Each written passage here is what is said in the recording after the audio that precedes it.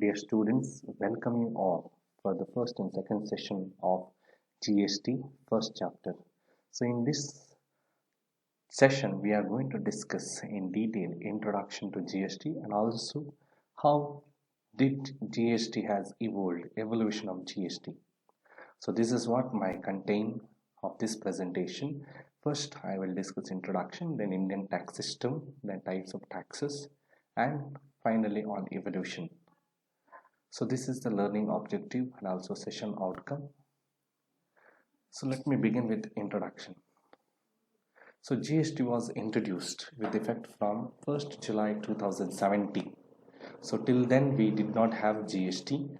We had different taxes. State government has its own sales taxes and central government had its own central sales taxes. So GST was considered as one of the biggest tax reform in India, as the reform which took place in 1991 LPG. The same way, it is also considered as one of the biggest reform in the taxation system in India. So first country to introduce GST was France, and that was in 1954.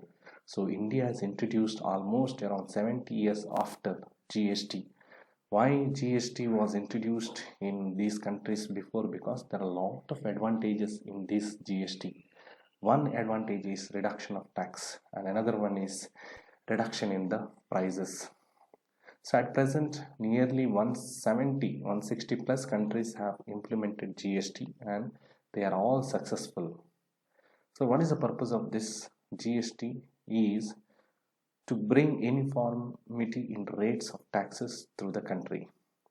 So you can have uniform rates of taxes for certain set of goods instead of having different rates for every goods. So this is the advantage of GST. So let us discuss the Indian tax system. So Indian tax system is considered to be one of the complex because we had so much of tax complications, so much of tax rules, and there were so many taxes. So first central government is to levy income tax, then there was sales tax, then was customs duty, then there is a central excise, then sales tax. So all these taxes were levied by central government. Then state government is to levy sales tax, stamp duty, state excise, land revenue, entertainment duty, profession tax. So central government has had its own set of taxes and also state government had its own set of taxes. So there was no uniformity in the rates of taxes. So local government also used to levy certain taxes such as property tax, octroi, tax on markets and user charges. So these were the different taxes levied by different governments in India since we have different government systems, central government, state government, local government. All these three governments used to have their own set of taxes for the income generation. So types of taxes. Basically, we have two types of taxes, direct tax and indirect tax. So what is direct tax? Direct tax means you directly pay to the government, where incidence and impact of tax is on the same person. You pay the tax on your income. Then what is the example for these direct taxes? So direct taxes examples are income tax. This is the major direct tax to the government. Then banking transaction tax, BTT. Then there is a company tax, corporate tax we say. Then there is a capital gain tax. Then there is a security transaction tax. Then there is a fringe benefit tax. So indirect tax. So this is the second type of tax. Indirect tax, you indirectly pay to the government, not directly. You pay to a third party and that third party will pay to the government on behalf of you. So here incidence and impact of tax is not on the same person. Okay, it is on other person. Okay, incidence on one person, impact is on another person. So here the example for these indirect taxes are excise duty, customs duty, sales tax, VAT, octroi and service tax. And GST will come. GST is known as goods and service tax. It is an indirect tax. So let's discuss the evolution of GST. How did GST has evolved over the years?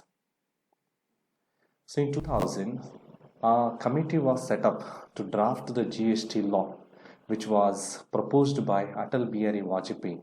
So he was the first person to coin or to take an initiative to implement GST. So he set up a task force so that a committee is formed to draft the GST law and which can be implemented in India. So that was happened in 2000. So in 2004, the task force nearly took 4 years to draft the GST, and it concluded its work and presented its GST draft.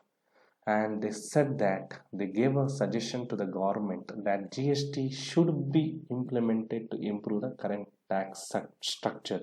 So in 2004 itself, the task force realized the importance of GST, how it is beneficial to the government and also to the various categories of people, various stakeholders.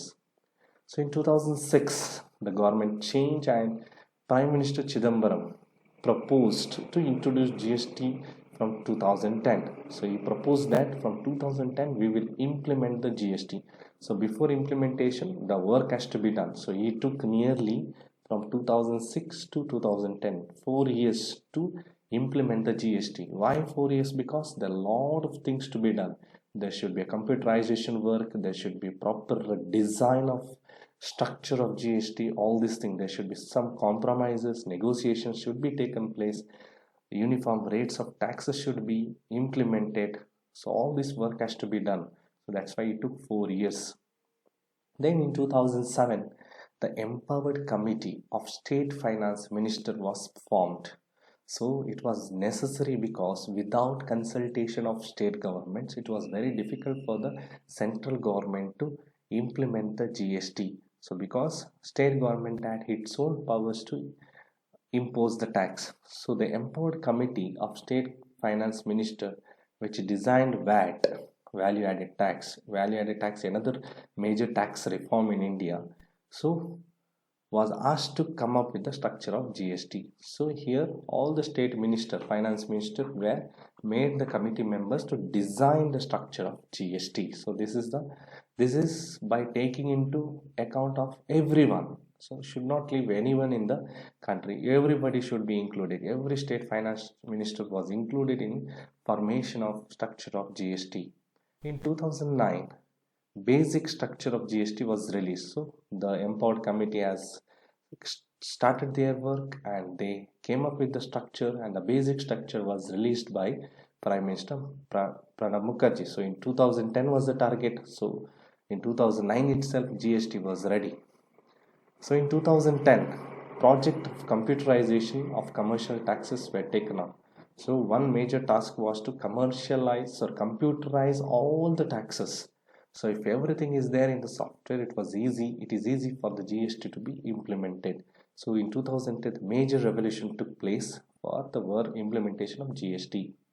In 2011, so in order to implement or impose GST, there should be amendment in the constitution, because constitution did not provide imposition of GST as a tax. So there was an amendment was required. So 115th amendment bill was introduced for the first time in the parliament to pass the GST law.